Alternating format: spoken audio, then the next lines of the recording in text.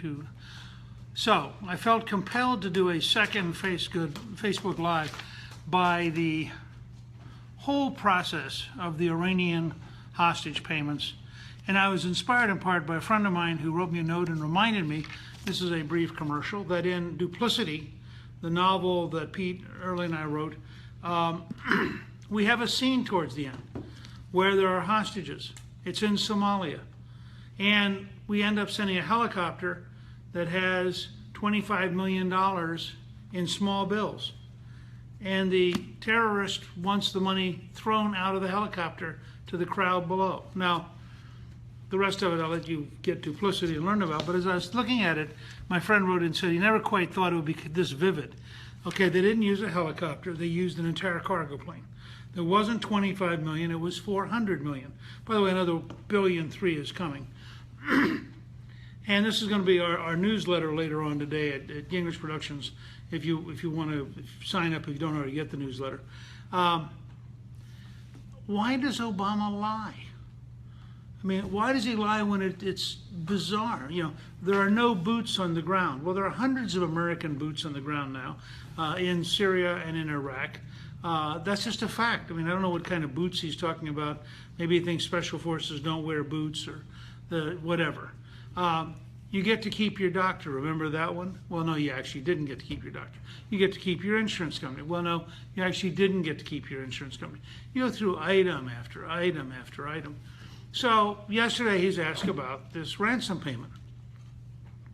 And he says with that great voice of his, the United States doesn't pay ransom. Now, let me paint the scene for a minute.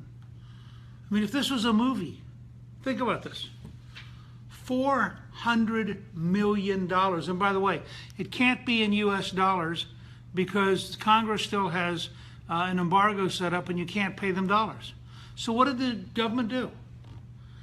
It got our European allies to swap, apparently, Swiss francs and euros for the dollar. So now you have an airplane, think about it, $400 million in bills is a lot of money.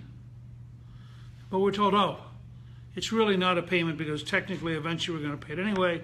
And the fact that it happened to arrive on the same day shouldn't be misinterpreted, which is just such a pack of lies, it's disgusting. We now know from the people, the hostages who are being released, that they were told explicitly, you're not going to be released until the plane with the money gets here. Now, all of you have seen movies where there are kidnappings. And you've all seen movies where the kidnappers say, we're not releasing the hostage until we get the cash. Why? Do you think Obama just never goes to movies? I mean, how could he possibly believe that sending $400 million in cash isn't vividly seen as paying off for the hostages? How could he not expect countries to decide that kidnapping Americans could be a very profitable business? We've had a bipartisan commitment for a very long time. Let's see, this is now doing. My phone was trying to talk to me. We've had a very long tradition that's very bipartisan, Democrat and Republican, that we don't negotiate with terrorists and we don't pay ransom for hostages. Obama's now broken that. Now, what I can't tell is he so totally out to lunch that he actually believes what he's saying, which would be even more frightening, or is he just lying cheerfully because, after all, that's what he does? I can't tell. It's sort of the Hillary Clinton school of why would you be honest if you could lie. But let's go a step further, just to show you how Alice in Wonderland this is. We just arrested a policeman in Washington who was trying to give $200 to ISIS. He apparently met 11 times with an undercover agent, showed he was committed to ISIS. And so we arrested him, which I think is very good. I think, in fact, if you're trying to help ISIS, which is a terrorist group with really horrible behavior, then we ought to stop you. But think about this picture. I want you to get this picture in your mind. Over here, you have a cop with $200. Over here, you have the President of the United States with $400 million. Over here, the cop wants to give $200 to a terrorist organization. Over here, the president wants to give $400 million to what the State Department itself calls the biggest sponsor of state terrorism in the world. Now, you can't make this up. In a movie, this wouldn't be believed. This is literally crazy. And yet, the official policy of the United States is to transfer billions and billions and billions of dollars to the Iranian dictatorship, which is, in fact, the largest sponsor of state terrorism. And so it makes you wonder, how can you tell what reality is if the President of the United States can't even admit that a ransom payment's a ransom payment? How can you expect to understand what reality is when the President of the United States says we have no boots on the ground while there are hundreds of American soldiers in combat? The whole thing has a quality that reminds us what's at stake in this election, because 4 more years of the Clinton, Kerry, Obama model will be devastating to our national security and will dramatically strengthen and empower our enemies in ways that are very, very dangerous. So, Mike Rashid, wouldn't paying $400 million in ransom be an impeachable offense? Who's being held accountable, and what are the odds something's going to actually happen? Well, I don't know. The president says it's not ransom. I think both the House and Senate should be setting up investigating committees right now. I think they should be checking under oath. Apparently, there are reports that both the Treasury Department and the Justice Department were opposed to this payment for a variety of reasons.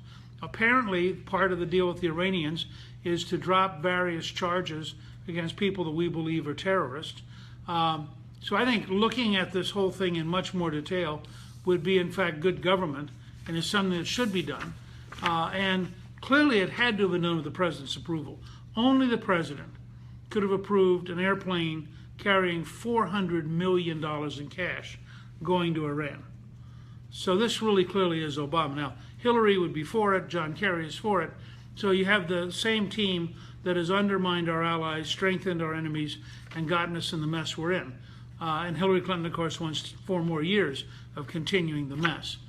But ultimately, this has to be Obama's responsibility because only the president could have released $400 million to pay off hostages. Kevin Nestor says, why not send the laundered money weeks before or weeks later? Because that's not what the Iranians wanted. The Iranians were very clear. The Iranians wanted the money to come in symbolically on the day they released the hostages. And they weren't going to release the hostages unless they got their symbol, because they wanted to be able to say internally to their own people, we forced the Americans to pay us tribute. That's how they think of it. This was American tribute that we were paying. And it's a concept which, if you get a chance to read my novel Duplicity, you'll see a very similar pattern in which terrorists really like the idea of Westerners paying tribute. It makes the terrorist more important, the Westerner less important. And I think that's what you're getting here, is you had the Iranians had figured out exactly what they wanted, and they knew that Obama was so weak, and Kerry was so weak, and Clinton is so weak, they could just bully them into doing it. And that's what they did. Tony Dockery, why has the Congress and Senate let the corruption continue to go on year after year? Is there anything they can do, or are they hogtied?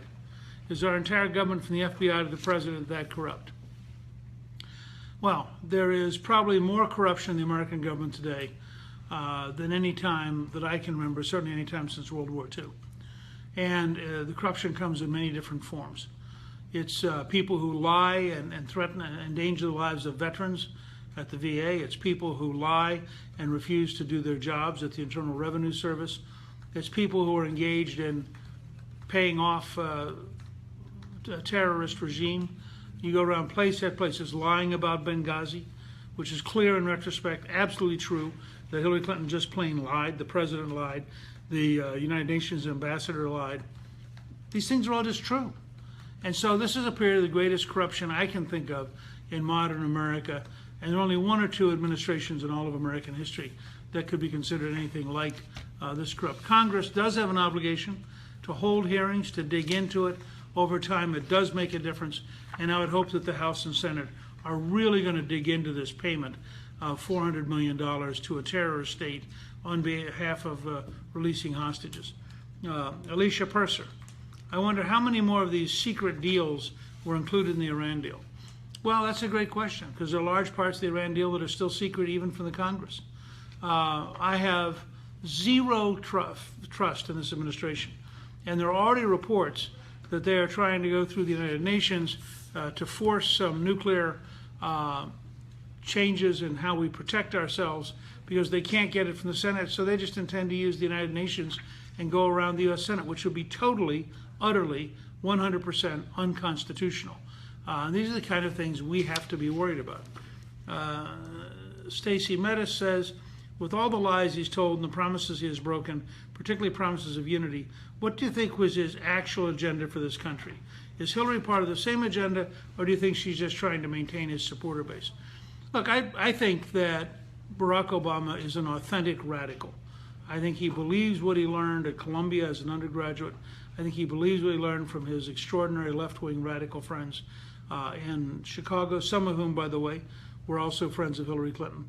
And so I think that it's very obvious that you're dealing with somebody who, with great sincerity, I'm not saying that he's insincere, with great sincerity has a vision of an American future, which is extraordinarily radical. And I think that that is something we have to recognize. Hillary, by the way, was very, very close to the most radical political writer in modern America. Knew him in college, used to have coffee with him, wrote her master's thesis, which is still sealed, or her senior year thesis, I guess, at Wellesley, still sealed about him. And I think we have to recognize that her background, in many ways, is at least as radical as Barack Obama's. At Yale, she was part of a very radical anti-police group. She went off to California to intern for the summer with a communist law firm that was specializing in defending Black Panthers. And so I think you have to assume that Hillary is, in fact, in her heart of hearts, at least as radical as Barack Obama, but maybe a little bit better, having been in Arkansas for so many years, at hiding it. So one last example, William Hughes, did he override Panetta stopping help from going to Benghazi? I don't honestly know, and I don't want to comment on that. What I will say is he clearly had to override the Treasury and the Department of Justice in order to send the $400 million in hostage money. And by the way, they did not involve, during Benghazi, they did not involve the commanding general who's the head of the Africa Command, even though he was in Washington. So their whole attitude towards the military was very weird during that period. This is the real last one. Richard Kent. Doesn't it seem funny that Obama is warning Trump how to handle information from classified briefings, and he has endorsed Clinton, who's proven that she cannot handle it properly? Of course. Look, the idea that Hillary Clinton could eliminate 33,000 emails and say, trust me, they were only emails that didn't matter, should tell you everything you need to know. The very idea that she had an unsafe server that she consistently lied about, she lied about it as recently as this morning in a speech to reporters. I mean, this is a woman who lies about lying and then lies about having lied about lying.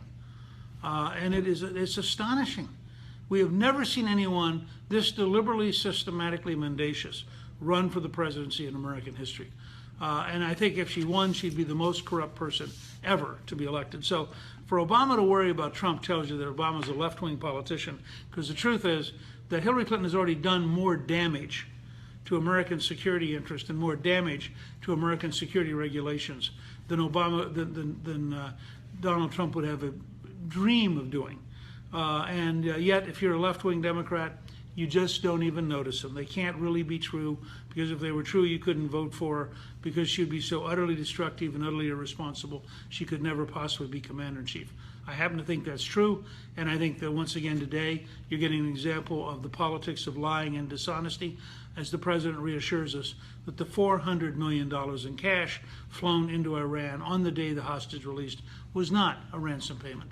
If you believe that, I think you can probably vote in good conscience for Hillary Clinton, because you and she live in the same fantasy world. If you find that to be utterly, totally stupid, and clearly either a sign that he's lying to us or he's lying to himself, then you should vote for Donald Trump, because he is the only practical alternative to having 4 more years of this kind of disaster.